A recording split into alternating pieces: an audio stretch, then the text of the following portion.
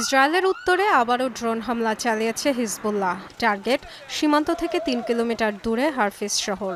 অভিযানে কামিকাজ ড্রোন ব্যবহারের কথাও জানিয়েছে ইরান সমর্থিত গোষ্ঠীটি। আহত বেশ কয়েকজন। এবার সঠিক সময়ে বাজানো হয়নি সাইরেন, তাই এড়ানো যায়নি ক্ষয়ক্ষতি।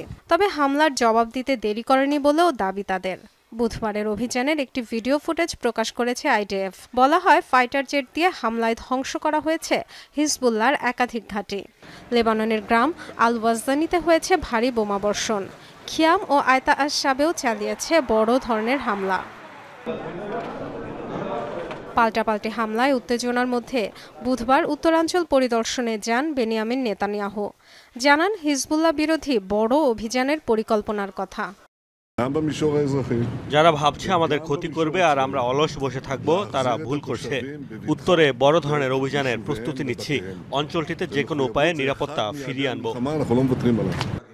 এর আগে মন্ত্রিসভার বিশেষ বৈঠকে ইসরায়েলের বিভিন্ন সীমান্তে শত্রুপক্ষ নিয়ে উদ্বেগ জানান নেতানিয়াহু।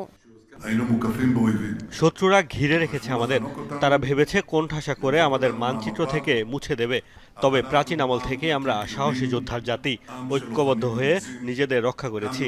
এখনো একইভাবে উত্তরে হিজবুল্লাহ, দক্ষিণে হামাস ও পূর্বে ইরানকে প্রতিহত করব। গাজায় ইসরায়েলের চলমান আগ্রাসনের শুরু থেকেই উত্তপ্ত ইসরায়েল লেবানন সীমান্ত। ৮ মাসে তেল আবিবের হামলায় লেবাননে ৫ শতাধিক প্রাণহানি হয়েছে, যার মধ্যে বেশিরভাগ হিজবুল্লাহ যোদ্ধা।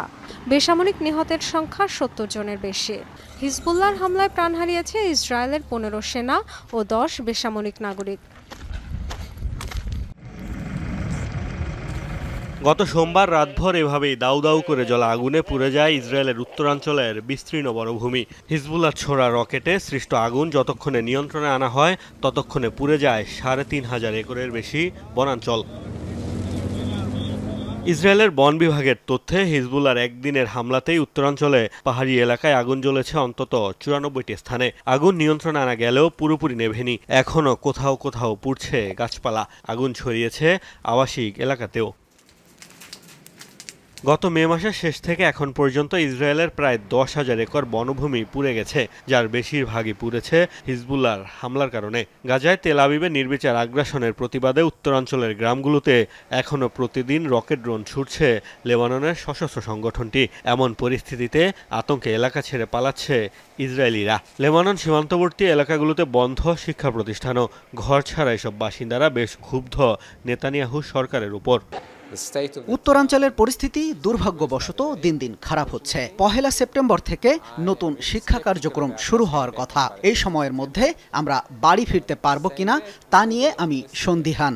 তবে শিক্ষার্থীদের ক্লাসে ফেরাতে আমাদের অবস্থান থেকে আমরা সর্বোচ্চ চেষ্টা করে যাচ্ছি।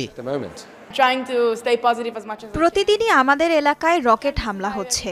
দুর্ভাগ্যজনক হলেও সত্যি কেউই বিষয়টিকে গুরুত্ব দিচ্ছে না। যুদ্ধ বন্ধ করার কোনো পদক্ষেপ নেওয়া হচ্ছে না। আমি আবার স্বাভাবিক জীবনে ফিরে যেতে চাই। গাজায় ইসরায়েলি আগ্রাসন শুরুর পর থেকেই উত্তপ্ত লেবানন ইসরায়েল সীমান্ত। হিজবুল্লাহ তেল আবিবের হামলা পাল্টা হামলার জেরে এখন পর্যন্ত এলাকা ছেড়েছেন ইসরায়েলের উত্তরাঞ্চলের প্রায় ৬০,০০০ বাসিন্দা। এদিকে লেবাননের কয়েকটি গ্রামকেও ধ্বংসস্তূপ বানিয়েছে ইসরায়েলি সেনারা। মোস্তফা মাহমুদ, যমুনা নিউজ।